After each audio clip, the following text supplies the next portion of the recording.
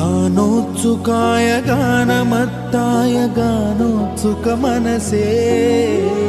गुरुपूजिताय गुरुदैवताय गुरुकुलस्थायिने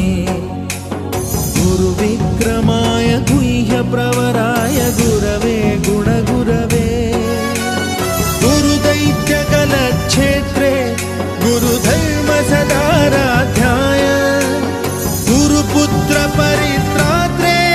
गुरुपाखण्डखण्डकाय गीतसाराय गीततत्त्वाय गीतगोत्राय धीमहि